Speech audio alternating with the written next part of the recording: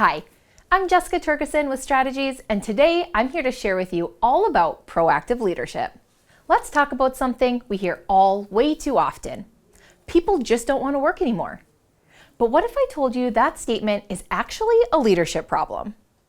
Proactive leadership is about communication, clarity, and connection. It's about taking responsibility for how we lead and how we inspire our teams. So today, we're going to challenge some beliefs, shift some mindsets, and put real strategies in place to become the kind of leaders people want to work with, not just for. Ready? Let's get started. Now, I want you to take a moment and really think about this statement. People just don't want to work. We hear it all the time. But what if we changed it slightly? What if instead we said, people just don't want to work for me? That's uncomfortable, right? But here's the thing. Great employees exist. They're out there. The question is, are we creating an environment where they want to stay and grow? If that question makes you pause, that's a good thing, because recognizing this is the first step to becoming a proactive leader. It's time to stop blaming the workforce and start asking, what can I do differently as a leader? How can I create an environment where people want to show up, engage, and thrive? With that thought, let's dive into how to practice proactive leadership, starting with step 1. Lose the victim mentality. This is the hardest step for many leaders because it forces us to take a hard look at ourselves. Here's the truth. There are no victims in leadership. If something isn't working, it's our job to fix it.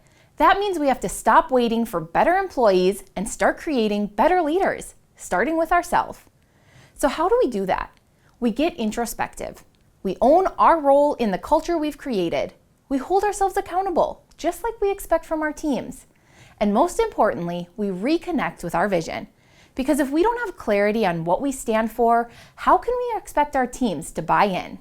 Right now, I want you to take a minute and list 5 things that makes your company unique and special. What makes you proud to be a part of this business?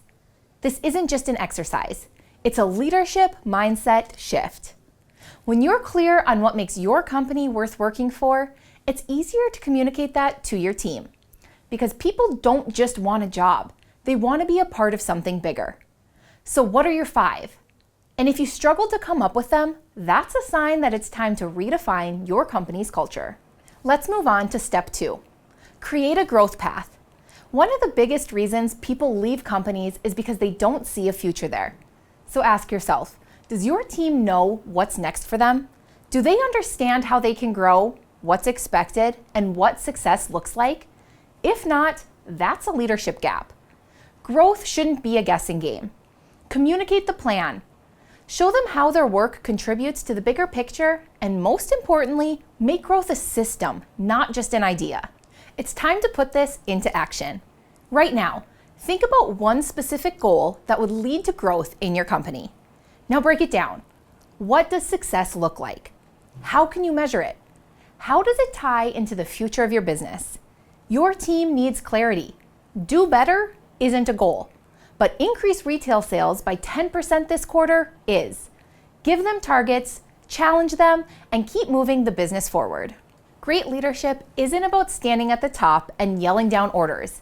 It's about being present, listening, and showing up for your team.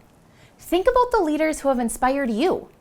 Were they distant and unapproachable, or did they take the time to understand you, guide you, and support your growth? We do that by becoming better listeners, by being visible, and by asking better questions. And sometimes it's as simple as saying, how can I help you? Because leadership isn't about judgment, it's about curiosity.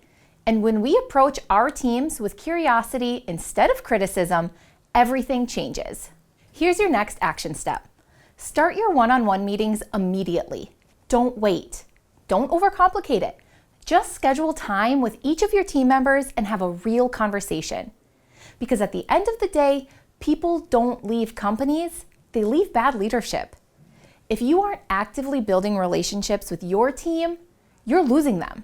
Meet them where they are, listen to their challenges, and show them that you're invested in their success.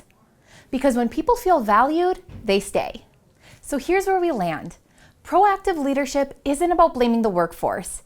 It's about taking ownership. It's about creating an environment where people want to work, grow, and thrive. You aren't a victim. You are the architect of your culture, and that means you have the power to shape the kind of business people want to be a part of. Meet your team where they are. Communicate the vision. Create opportunities for growth. And most importantly, lead with intention, because leadership isn't just a title, it's a responsibility. And today, you have the choice to be a proactive leader.